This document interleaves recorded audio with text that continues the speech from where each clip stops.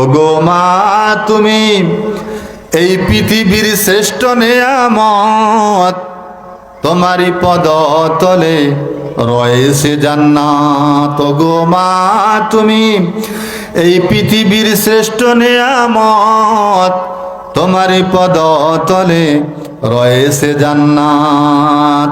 ও দুনিয়ার মানুষ, আল্লাহকে যদি কেউ রাজি করতে চাও, খুশি করতে চাও, আল্লাহকে যদি ভালোবাসতে চাও, আল্লাহকে যদি রাজি রাখতে চাও, আমরা আল্লাহকে রাজি রাখতে চাই কিনা? সবাই হাত উঠে দেখাই তো নারায়ে তাকবীর, নারায়ে তাকবীর। আল্লাহ কবুল করেন। আমাদের জীবনের সাধনা থাকবে পৃথিবীর কেউ খুশি হইল না হলে দরকার নাই, আমার আল্লাহ যদি খুশি থাকে এটাই আমার অনেক। قال رضا ربي في رضا الوالدين وسخط ربي في سخط الوالدين। রাসূলুল্লাহ সাল্লাল্লাহু আলাইহি ওয়াসাল্লাম হাদিসে কুদসির মধ্যে বলেন, কেউ যদি আল্লাহকে রাজি করতে চাও, মাকে রাজি করো, বাবাকে রাজি করো। কেউ যদি আল্লাহকে নারাজ করতে না চাও, তাহলে মা বাবাকে নারাজ করবা না। তোমার মার খুশিতে আল্লাহ খুশি, তোমার বাবার খুশিতে আল্লাহ খুশি। কেননা মা 10 মাস 10 দিন আমাকে গর্ভে ধারণ করেছে, করছে কি করে নাই?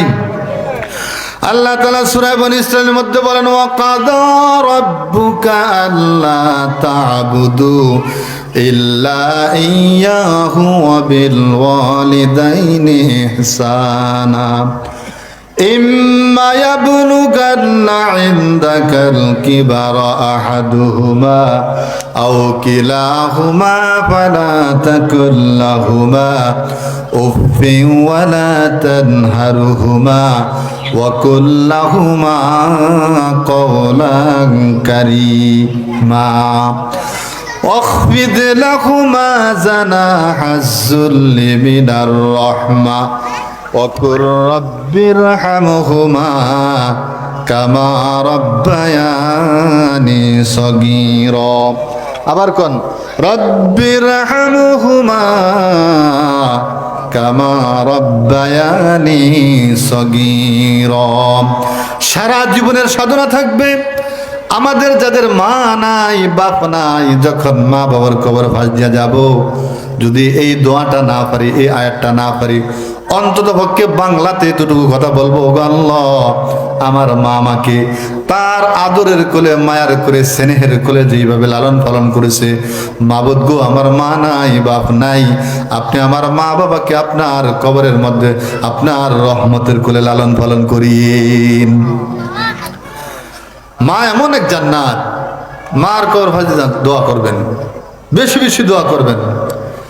হযরতে তুফাইল রাদিয়াল্লাহু তাআলা আনহু আল্লাহর নবীর কাছে কানতে কানতে, কান্না জড়িত অবস্থায় নবীজির কাছে আসলো, গো আল্লাহর রাসূল, ওগো নবীজি,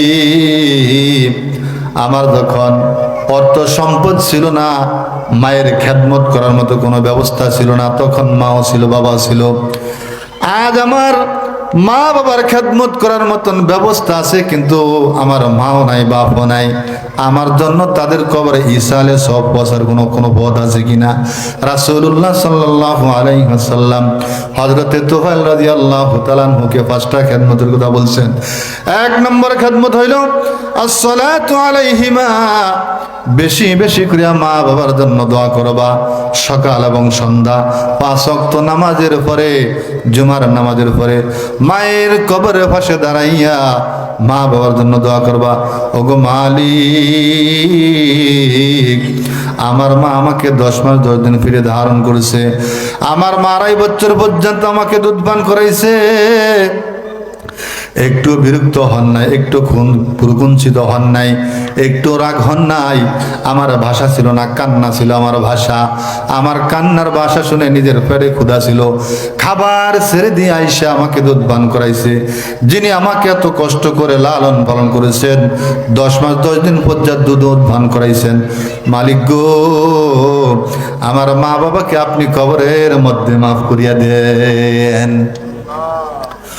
وَقَضَى رَبُّكَ أَلَّا تَعْبُدُوا إِلَّا إِيَّاهُ وَبِالْوَالِدَيْنِ إِحْسَانًا।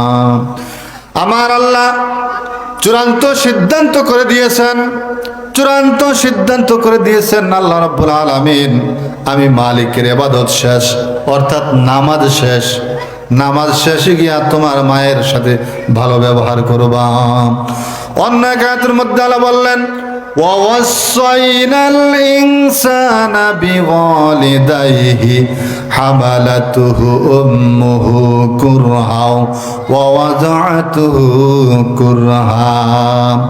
আমি আল্লাহর পক্ষ থেকে চূড়ান্ত ফয়সালা করে দিয়েছি, চূড়ান্ত সিদ্ধান্ত করে দিয়েছি, তোমরা আমি আল্লাহর ইবাদতের পরে প্রত্যেকের মা বাবার সাথে ভালো ব্যবহার করবা।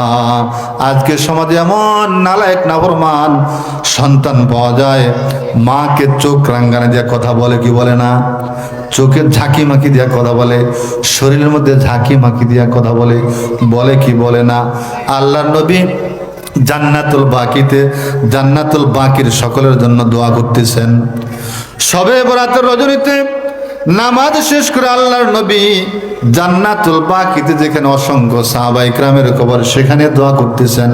সকল সাহাবা ইকরামের জন্য দোয়া করতেছেন মুনাদ্দারে, ওগো আল্লাহ, আকাশের নক্ষত্র সাহাবা ইকরাম যারা আল্লাহ মাফ করে দেন। রাসূলুল্লাহ সাল্লাল্লাহু আলাইহি ওয়াসাল্লামের দোয়ার কারণে সকল কবরবাসীরা শান্তিতে আছেন, কিন্তু একটা কবরের মধ্যে ধাউ ধাউ করে আগুন জ্বলছেন। রাসূলুল্লাহ সাল্লাল্লাহু আলাইহি ওয়াসাল্লাম এলান করে দিলেন, ওই কবরের কোন আত্মীয় স্বজন বেঁচে আছে কিনা। রাসূলুল্লাহ সাল্লাল্লাহু আলাইহি ওয়াসাল্লাম এলান করে দেওয়ার পরে, এলান করে দেওয়া হইল এই কবরের কেউ বেঁচে আছে কিনা। এলান করে দেওয়ার পরে তার ওই কবরওয়ালার একটা বৃদ্ধা মা, মহিলা বেঁচে আছেন, মা বেঁচে আছেন, তাকে ডাকা হইল। বৃদ্ধা মহিলাকে বললেন, আপনি আপনার সন্তানকে আল্লাহর রাস্তে মাফ করে দেন। বৃদ্ধা মা বলেন, ওগো আল্লাহর রাসূল, আপনি যেই কথা বলেন আমি মানতে রাজি, কিন্তু আমার সন্তানকে মাফ করার কথা বললে আমি রাজি না। এত নারাজ হয়েছেন, এত নাখোশ হয়েছেন, এত নাখোশ হয়েছেন। এই জন্য আপনার আমার মা বাবা যদি আমার আপনার উপরে নারাজ হয়, তাহলে কালেমাও নসিব হবে না। এখানে মা বাবাকে রাজি করতে চান, সব সময় খুশি করতে চান, সবাই খুশি করবেন, মা বাবার খেদমত করবেন। স্ত্রীর জন্য যদি একটা আপেল নিয়ে আসেন, সন্তানদের জন্য যদি একটা আপেল নিয়ে আসেন, মায়ের জন্য একটা নিয়ে আসবেন, নিজ হাতে খাওয়াই দিবেন, আর নখগুলি কেটে দিবেন, চোখ মুছে দিবেন, ভালো ভালো খাবার খাওয়াইবেন, এটাই দোয়া।